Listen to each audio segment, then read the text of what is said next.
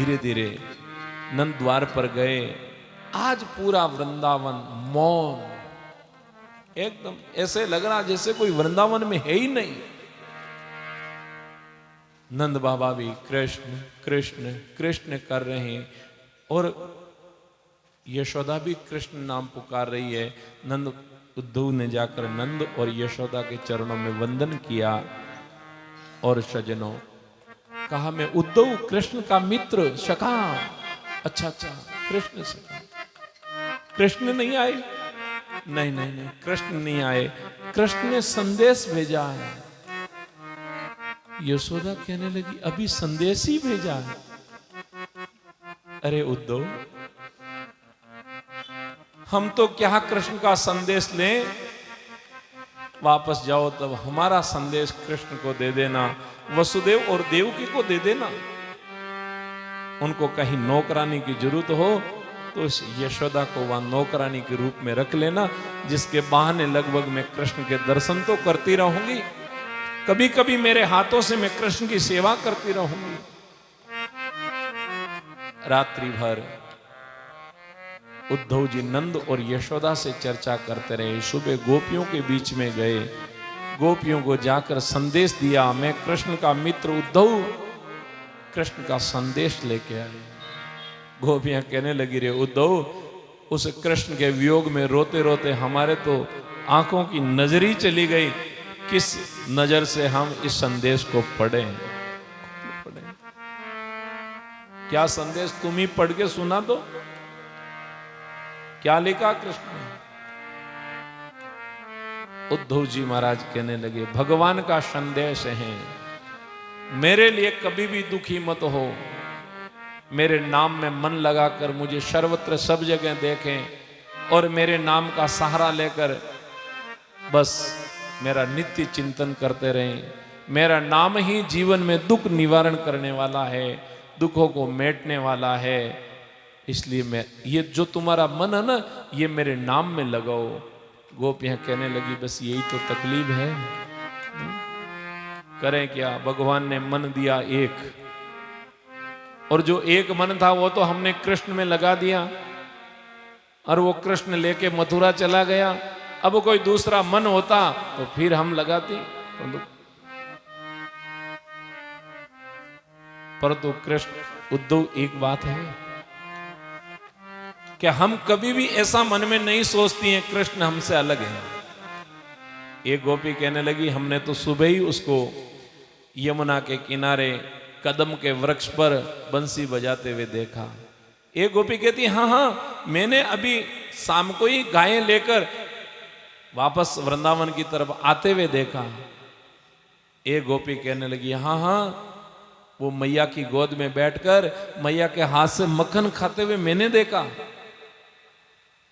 महाराज, जब भगवान की वो एक एक लीलाएं प्रेम की उद्धव को सुनाने लगी, उद्धव जी महाराज तो एकदम मौन हो गए। अपना जो ज्ञान था उस ज्ञान के पिटारे को बंद कर दिया। क्योंकि सज्जनों, कई बार ऐसा होता है कि जब हम प्रेमी के सामने कोई ज्ञान की बातें कहें तो प्रेमा भक्ति के आगे ज्ञान फीका है।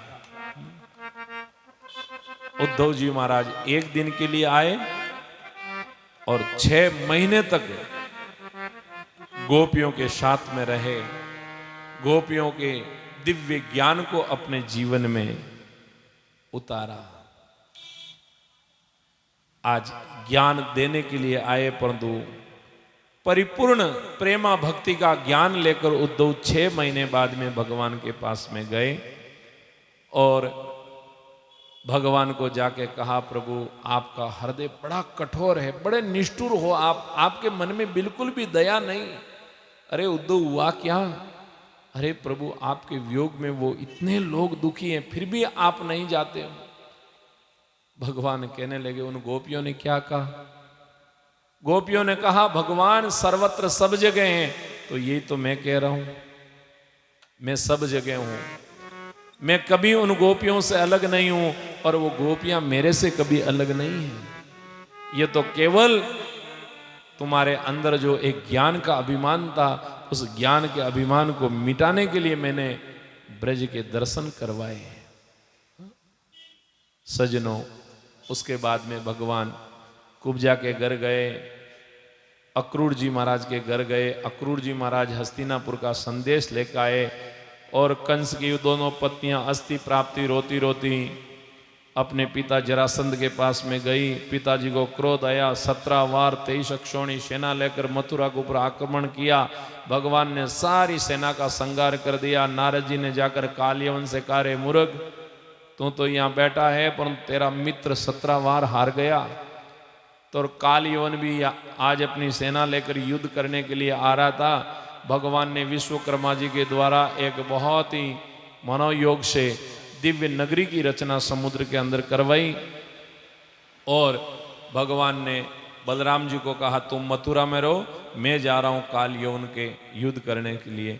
भगवान युद्ध करने के लिए गए। आगे आगे भगवान, पीछे पीछे कालियवन।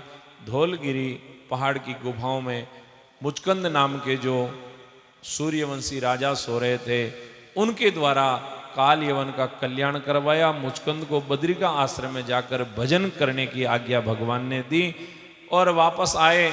भगवान ने अपनी योग माया से सारे मथुरावासियों को द्वारिका में भेजा और इधर 18वीं बार जरासंध ब्राह्मणों की सेना लेकर आए।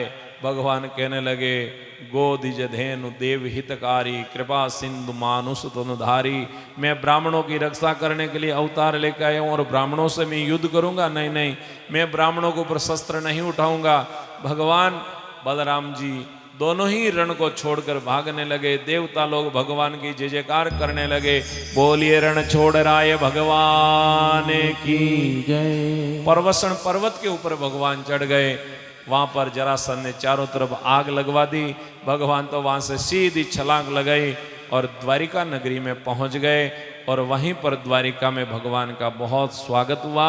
और सजनों, सबसे पहले द्वारिका में रहते हुए बलराम जी महाराज का विवाह रेवती के साथ में हुआ और भगवान श्री कृष्ण का विवाह रुक्मणी जी के साथ में हुआ। अपन विवाह महोत्सव में प्रवेश करेंगे उससे पहले अपने मध्य में आज पूज्य संत महापुरुष पधारे हुए हैं। संतों का सत्संग आशीर्वचन भी